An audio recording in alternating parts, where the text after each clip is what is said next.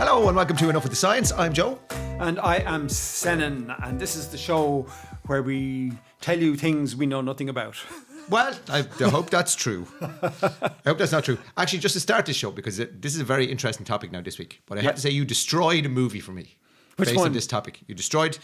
I'll come back to that. But off you go with this week's topic, but don't let me forget to chastise you for destroying a movie for me. Okay, I'll be sure to remind you of that. Excellent. So anyway, Joe, aliens. NASA have spent billions searching for life on other planets. And all along, they've been amongst us, watching us. I knew that. Quietly, with their 9 brains and their 8 legs. And we just aren't even aware they're amongst us. You see, they just got it wrong. They should have 8 brains and 8 legs.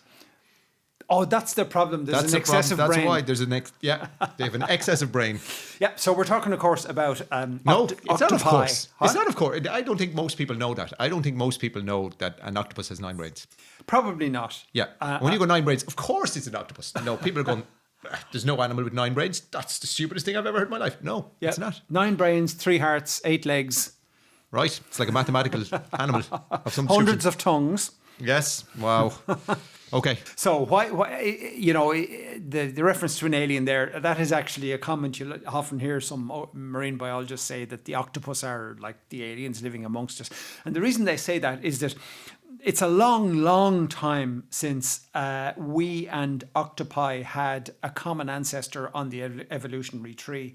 Like, we're talking about 600 or 700 million years ago, since our branch of the tree split off from their branch. And that common ancestor was a pretty stupid worm that, you know, certainly didn't have Don't you anything, talk about your grandparents like that. certainly didn't have anything resembling a brain. In fact, if I could borrow a quote from George Clooney, he was probably dumb as a bag of hammers. Okay. So, It wasn't even as dumb as a bag of hammers. which is a movie I love that you're not allowed to ruin for me.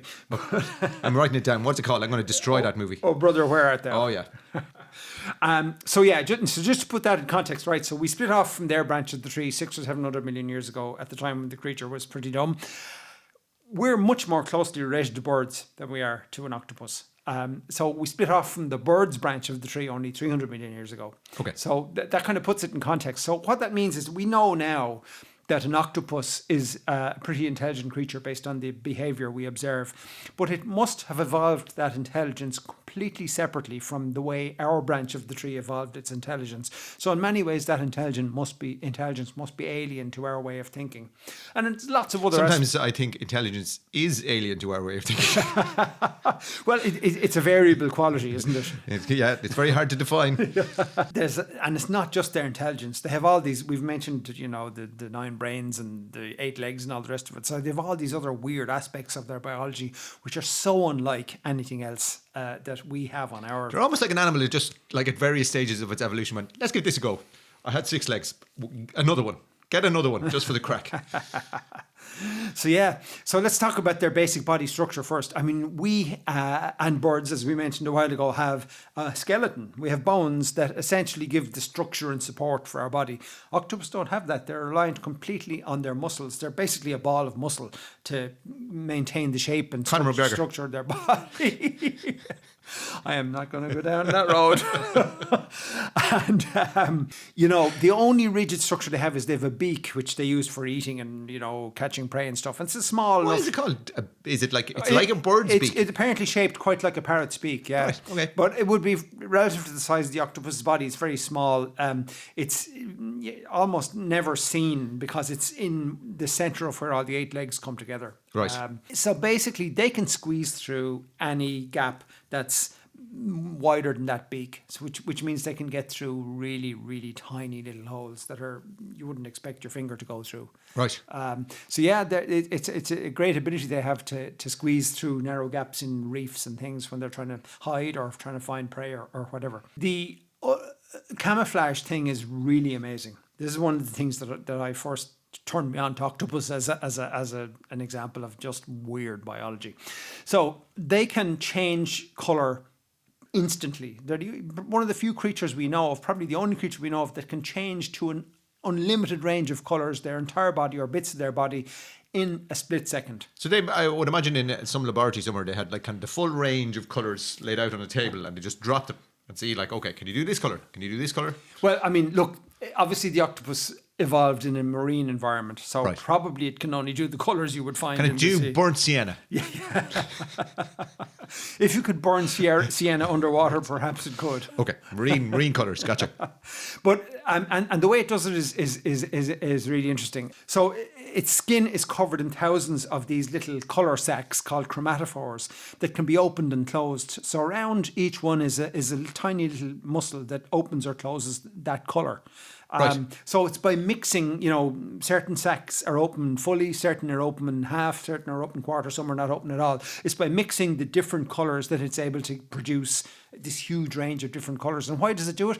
Because it wants to camouflage depending on what surface. So if it's on a dark rock, it'll go dark. Then if it swims off the rock onto a sandy seabed, it'll go a light sandy colour instantly. I'm sure Fleetwood and Dulux must be looking at this going, wow, look at the wall. Like, just press a button, different colour. Press a button, different colour. Well, perhaps not, because then they wouldn't be able to sell us a new can of paint every now and again.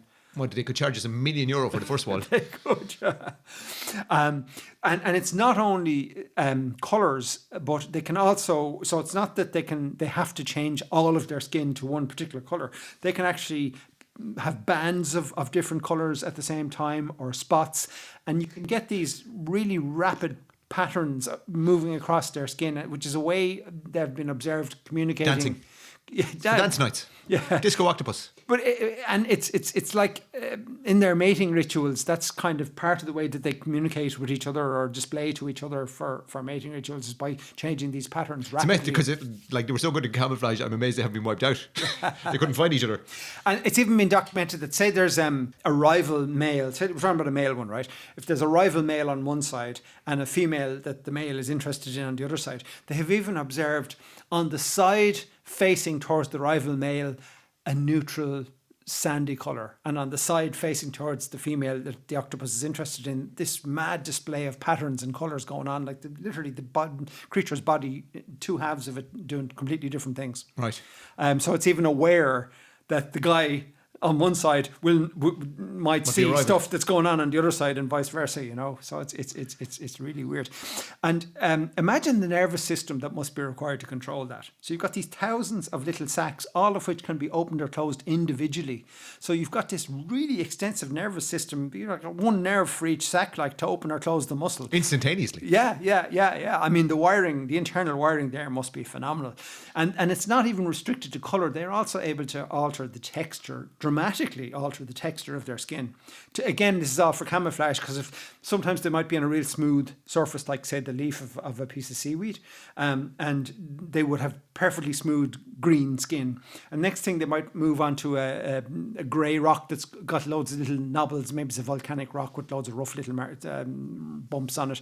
And suddenly the bumps appear on their skin. Their skin like rise up into bumps that could be an inch high. It's amazing the control they have over all of their skin. And to do it instantaneously, though, like how not only can they make the colours, but to mimic the colours that they're on. So they have to get that information in, and then change colour. Yeah. There's no time. Like, it's not like, okay, let's process this. What colour is that? It's kind of beige. Okay, throw this together. See, they are very vulnerable to predators because they don't have any hard shell on the outside. So, I mean, anything that's larger than them can kill them. So they either have to be able to hide or camouflage themselves so they're not noticed by predators. So, I mean, it was a solution. Their evolution came up with that solution to the problem of them getting eaten all the time. So, pretty cool stuff. And I'm sure the Department of Defence is very interested in all of this technology. Yeah, we just need to skin all the octopi and then stretch that skin on like oil super tankers, and straight through the Straits of Hormuz. Right, so that's their external. What about their internal body? Well, it's really cool. They have blue blood. Oh yes, the upper class octopi. Yeah, they're the princes of the ocean, aren't they? So why our blood is red? Why is our blood red? So we have a molecule called hemoglobin that's based on iron, that is responsible for carrying oxygen around our blood. And the way steel, when it rusts, goes orange coloured, that's because the oxygen has reacted to produce iron oxide. Well, the hemoglobin reacts with oxygen to carry an oxygen molecule around our body, and when that reaction happens, the hemoglobin goes red, hence we have red blood. And in actual fact, veins are bluish for us are not quite as red, if you like, as arteries are, because the veins are carrying blood that has less oxygen in it than the arteries. But for the octopus, it's a different story. They don't have hemoglobin. They have a copper-based molecule instead doing the same job called hemocyanin. And the reason, and that when that reacts with oxygen, it goes blue. That's how come their blood is blue. But the reason they have that is that they evolved in a completely different way to us. So it's not surprising they come up with a different solution to the problem of carrying oxygen. They've evolved in a very cold, oxygen, like the amount of oxygen that's dissolved in seawater is not a whole lot. Yeah. So not much oxygen and a very cold environment. Hemoglobin doesn't work terribly well in that situation, whereas this copper-based molecule they have in their blood just works better in that environment. Yeah. However, it does result in blood that's more viscous, thicker, harder to pump. And their solution to that problem is they have 3 hearts. Wow, they just make things difficult for themselves. And do you wonder, like, are octopi, are they kind of just unique in these sort of solutions? Like, do other animals under the water have blue blood? Well, squid are certainly related to them. I'm not sure if squid have the same kind of blood, but squid are fairly closely related. So I wouldn't be surprised if squid also have that. Mm-hmm. Whether anybody outside of that family has the blue blood or not, I'm not sure, to be honest. So like any creature under the water that's extracting its oxygen from the water itself, they have gills. So 2 of those hearts are smaller, and their only job is to pump that viscous, thick blood through the gills. And then they've got this other larger heart that's like the main just heart. To fall in love. Just to find love. They're all heart, so they are. So the larger central heart is the one that pumps the blood around the body.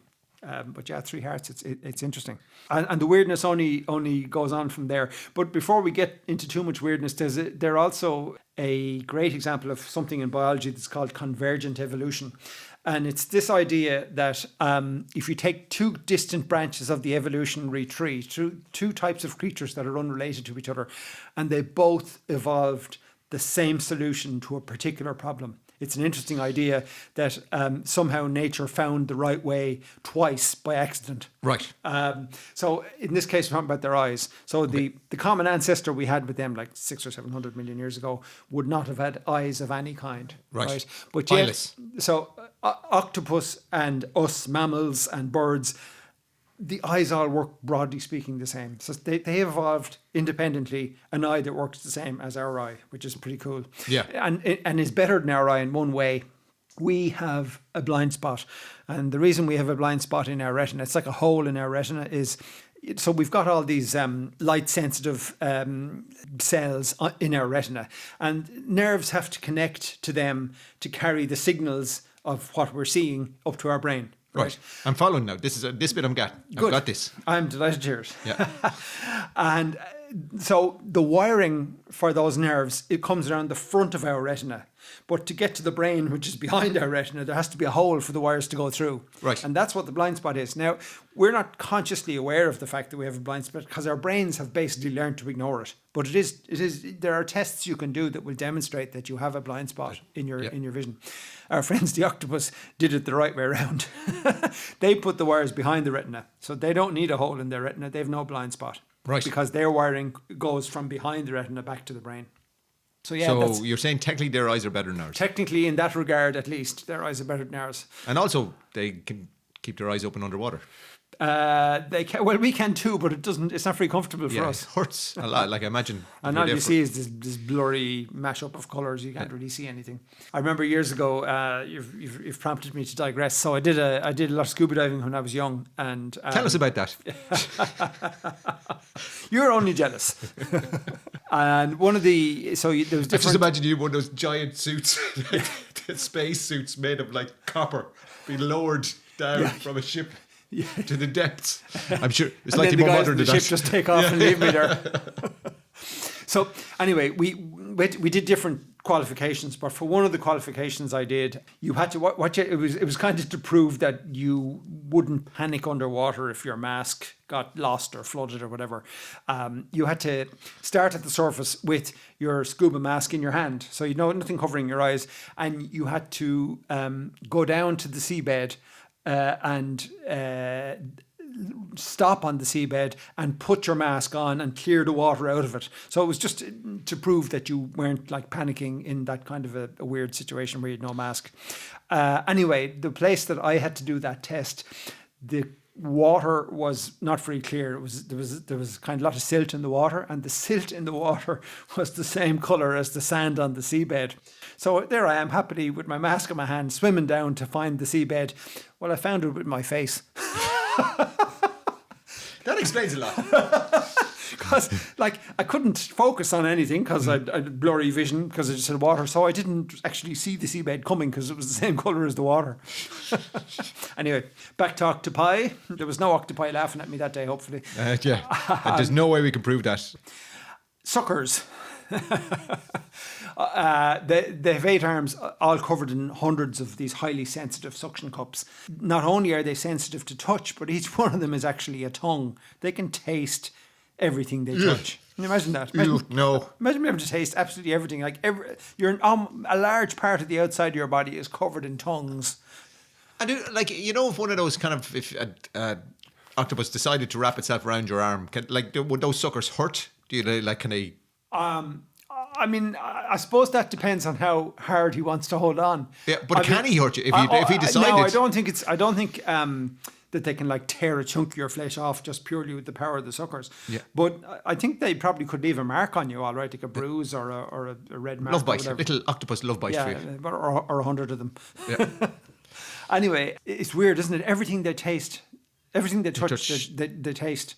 And again, it's another example of how sophisticated their nervous system must be. Because how is it not overloaded with information? Yeah. I mean, they've got all the nerves that are coming from those taste buds back to their brains. Maybe that's why they need the brains, obviously. Maybe that is.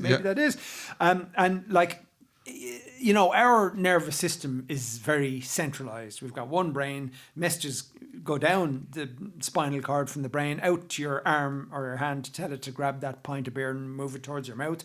The octopus don't drink. Not alcohol anyway. So they have a different system. So they do have one central brain that kind of is where their consciousness resides. But each arm has its own little mini brain.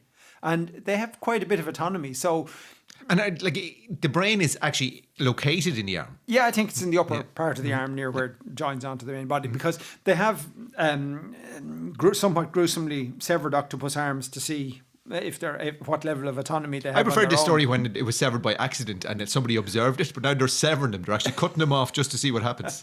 This is like childhood level cruelty. And they have seen the arms continue to seek for food and try and pass food back to the place where the arm thinks the mouth should be and that kind of thing. So it's interesting. And they've even seen those severed arms respond to stimuli, to being touched and so on. So it's pretty amazing. So, I mean, they believe what happens is that, say, for example, the central brain might give an instruction to one of the arm brains, search that cave for a crab that I'd like to eat. But the arm brain decides exactly how to go about the search, which muscles to move, maybe interpreting what it can feel coming back from the taste buds and the suckers and stuff. So it's interesting that you have this whole distributed consciousness that is not all in one place. It's almost like a committee deciding how to run the animal. And some experiments have shown that they don't seem to have a detailed awareness of where their arms are, because the... Maybe they do drink. So you can imagine one looking around and saying, oh, no, that's me. But this bit though, how did they know, like what the surprise look like on an octopus? Oh, my arm. Oh, like they have an octopus version of Jesus, Mary and Joseph. I don't know how they carried out those experiments, but apparently they did. I'm going to digress now into a book recommendation. So there's a rather good science fiction book. I'm going to count the number of times you digress now in this podcast, right? That's 2. Children of Ruin. Well, allow me a few digressions. Children of Ruin by Adrian Tchaikovsky. He's a well-known science fiction author. No relation to the composer, and in fact, he's not Russian. I meant no relation to the plumber. Are you talking about Mario? Super Mario. Jimmy Tchaikovsky. Anyway, he wrote a very interesting plot where octopi have evolved into highly intelligent creatures who have they've built their own spaceships and gone off to explore space, but then they meet humans, and it's a large part of the book is about the difficulties in communication between the two species, because he imagines octopus consciousness to be completely different to human consciousness because they're distributed around these 9 brains instead of one central brain with the humans. Interesting book. It's not a big stretch of the imagination to imagine that octopus consciousness is different than human consciousness. Yeah, I would imagine, I suppose. I'm thinking, I'm thinking there's definitely evidence for that. I'd imagine. Anyway, let's talk about their intelligence, because that's kind of where we came into this at the start, is that we know they're intelligent. So first thing, tool use. They're one of the creatures we've observed using tools, and that's considered to be a hallmark of intelligence. Like we've seen, obviously, humans, we've seen primates, monkeys, apes, dolphins, birds, elephants use tools, and octopus as well. And the way they use tools actually displays a remarkable amount of foresight or planning about something that might happen in the future. Right. So theorizing, obviously. Yeah, they've been known to collect old coconut shells and even dig them up deliberately. So this has been near the shore where maybe coconuts have fallen in off trees and have rotted, and all that's left is the shell, or half the shell or whatever. And they will collect those and carry them around with them, because they're anticipating they might need them as armor at some point in the future. So if they then become threatened at some point in the future, they will like draw themselves in underneath these old coconut shells they've been dragging around with them to protect themselves from being attacked by some predator. This very nicely brings us back to this movie that you ruined for me. Right. My Octopus Teacher. And there was a bit in that where it took all the shells. I remember this, and I don't know either for... So if basically there's a diver who makes friends with an octopus, that's the short version. And it's this beautiful story, how, like, you actually forget that the guy is holding his breath the whole time. It's a beautiful fake story. And he's going to destroy it twice. But at the time, when you didn't know it was fake, when it came out, like, it was on Netflix or something, and everybody watched it, it was, wow, isn't that amazing? We love the sea. That's a great story about the octopus. And you were like... They just had all these different octopuses that they get thrown into the water. Right, that one's dead. 57. Bring number 57 out. It was just like every scene was a different octopus, and that just destroyed the movie. Now, you can't do it again because it's destroyed already. So, thanks very much. I apologise for introducing realism. Nobody wants realism anymore. Idealism. We want to fade back into idealism. You know, like all good scientific theories, that theory of mine could have been wrong. Maybe it was the same octopus. Yeah, no. Not now, because you're just saying that story was fake now, was it? Did you look it up afterwards, that whole My Octopus Teacher was No, I mean, nonsense. It just didn't make sense to me that it could be the same octopus the whole time. Just didn't. I mean, for starters, they've a very short lifetime. You've just been talking for 20 minutes about how intelligent they are, but you can't believe that this dude made friends with an octopus off the coast of South Africa. Well, he might have for a week, but not the one he met next week was a different one. Not with an entire camera team. You're such a cynic. He probably had a tank full of them. You're such a cynic. I will remain a dreamer. Anyway, other signs of intelligence. Right, navigation of mazes. So in laboratories, they've been seen to navigate really complicated mazes, you know, make their way up all the blind alleys and eventually find the route that leads them to the food. And then tomorrow, you introduce them to the same maze. They don't go into any of the blind alleys. They just go the shortest route directly to the food. So they're remembered. Exactly where the food is. Yeah, they remembered how that maze worked. This is a funny one. I'd like to know how they actually did this. But somehow they have managed to get an octopus inside a jam jar with the lid on. What? I thought you said they could open jam jars, like from the outside, not from the inside. I thought you like the open jam jars, like a person opens it. You don't open a jam jar from the inside. Like what? I thought it was like they open jam jars, and the whole thing was that, like, my God, if like, why would an octopus need to open a jam jar? Oh yeah, obviously if they're inside a jam jar. No, there's no way they put them inside a jam jar. Yeah, somehow they got an octopus inside a jam jar. Maybe they put food in there. But anyway, I imagine, like, the only way that would like actually happen in the wild is if another octopus put him in there. Somehow they figured out how to unscrew the lid and get out again. So that was, and they're masters. Who of escape. Came up with that? Like, okay, what are we going to do? I really need a research theory for my thesis, right? you know what we do? We've got some octopuses. We've got some jam jars. let's just see where this goes. Oh my God, the world is a very strange place. I wonder if they had used Kilner jars instead. You know those ones that clip on the outside. I bet you they could open it from the outside, but there's no way they'd open it from the inside. That would be just an octopus in a jar. After forever. a while, they might discover that they could break the glass with their beak. Yeah, possibly.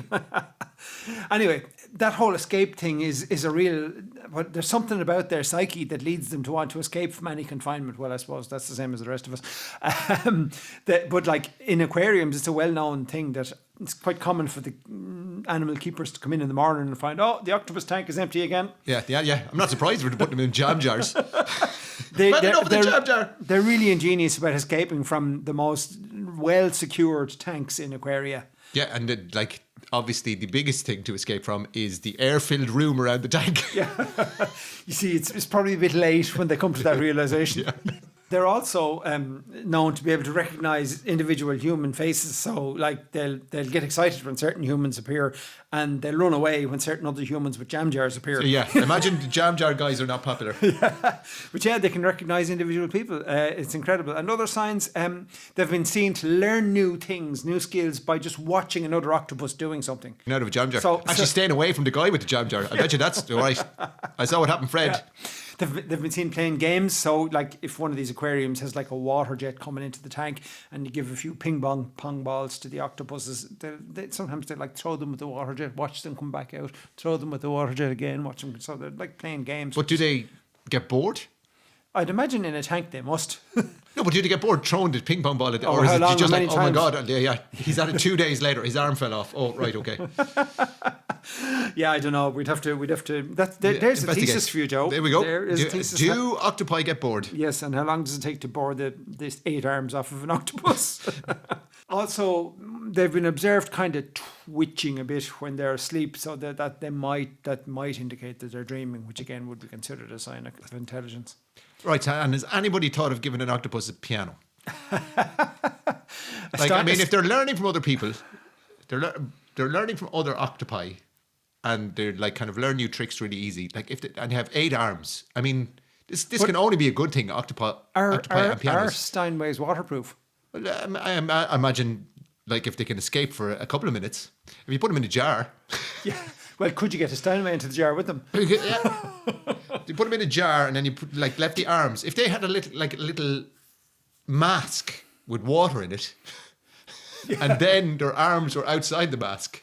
Yeah. And sit them at a Steinway. See what happens. Yeah, that'd be like a reverse. Do you remember that? Reverse scuba diving gear. Do you remember that thing that Ralph Harris stylophone?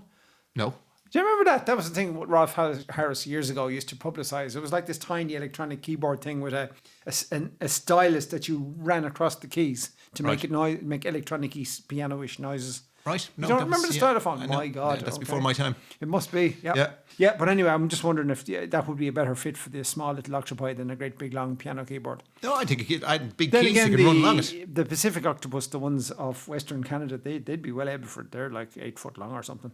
So I can get more Pacific than that.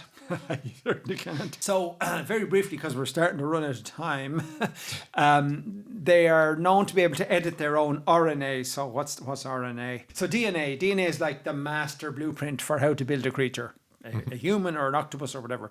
But to actually take that plan and turn it into a thing, to build something from the plan, it's first converted by our bodies into a copy called RNA. So RNA is like a photocopy of a bit of the DNA that's relevant to whatever the task in hand is, right? And it's the RNA that's actually used to do the building of whatever needs to be built, right? Okay, but so is RNA builds specific small things, or RNA can build a whole creature? Well, I think now we're getting into the weeds here, so I don't have a definite answer. Okay, reverse. I take that question away. I rescind my question. But I think it's done that RNA typically is a snippet or photocopy of a piece of the DNA, not a photocopy of the entire master plan. Right. Anyway, you know, if our DNA needs to change because something in our environment has made it hard for us to survive, right? It takes lots of generations for some mutation to occur that allows us to solve that problem that's in our environment. And that's basically how evolution works, right? But these guys are able to edit their RNA on the fly in response to short-term changes. like immediately, not in generations after generations, but in one creature. So, for example, it's been observed that if they have to go and live in water that's significantly colder or warmer than what they were living in, they will make some changes to their RNA to change their blood chemistry to cope better with the warmer or colder water. And where's the point that is just a natural reaction versus a change to the RNA? Like, there must be, you know what I mean? They have to kill them and like photograph their RNA. Oh, how do they detect it? I honestly don't know, but they probably have to. There might be some unpleasant things happening in the lab already. Bring number 57. Now we come to the sad part of the story. Wow, and it's been very sad so far. Why haven't octopi taken over the world if they're so smart? Okay, maybe they have. Maybe they have been in charge for ages, and they're just going, we're just going to let these guys wipe themselves out. A bit like the mice in Douglas Adams' stories. Do you remember that one? No. It turns out that the mice were an alien species, that the Earth was a supercomputer, and the mice developed this supercomputer to work out the answer to life, the universe, and everything. I remember the answer. I don't remember the mice. 42, wasn't it? Yeah. Good old Douglas Adams. Pity he's gone. Anyway, we digressed again. So the sad thing is, right, they only live different slightly for different species, but typically in the region of about 3 years they tend to live. They reproduce once only, and they die immediately after or very soon after reproducing. In the case of the males, very soon after mating, they die. They have this optic gland that releases some kind of chemicals into their system that starts to degrade their bodies almost immediately after they've mated. Right. And in the case of the females... I wonder if they stayed celibate. Would they just keep going? I'm not doing that. Yeah. I see what happens to everybody else. I learn from watching what happens to other people. No, not for me, no. Yeah, so maybe there is out there some immortal octopus that has been celibate and very frustrated for the last 600 years. In the case of the females, it's arguably sadder because once they lay their eggs, they actually stop hunting and feeding, and they just obsessively guard their eggs until they starve themselves to death. That is the saddest thing. Yeah, it's shocking. But it also means that, and this might be the answer to the question about why octopuses have not taken over the world, it also means there's no parental generation transfer of knowledge. Every single baby octopus has to learn about the world from scratch themselves. They're starting again. There's no parents to teach them anything. Day one. So there's no handing down of old knowledge, of old skills. And imagine if they could do that, what they could have achieved with the intelligence they have. But there must be some evolutionary reason why they just wipe them. There's all kinds of theories, right? So one is there's a very high predation rate. Like octopi have very few of them survive into adulthood because they're defenseless with their soft bodies if they can't hide. Yeah. So one option might be, or one theory is that they put all of their resources into one reproductive splurge. Right. Because they might not get another chance, that something might eat them before they get another chance. Again, none of these theories are proven. There's another kind of darker theory that says it might help avoid the risk of parents cannibalizing their own children. Okay, well, that's always good. Yeah. Again, we don't know if it's... Before you get home. Surely, though, that risk would be lessened by allowing the mothers to eat. Yeah, perhaps. But anyway, the mothers tend not to eat, unfortunately. So yeah, I mean that's the sad end to the remarkable story of octopi. I mean, they're amazing creatures. It's like I'm going to think twice about ordering them on a menu. Oh my God! Why did you put that picture into my head? And with that, folks, I'm now resigning from this podcast. So until the next time, it's goodbye from Senan. Thanks for listening. This is Enough with the Science. I'm Joe.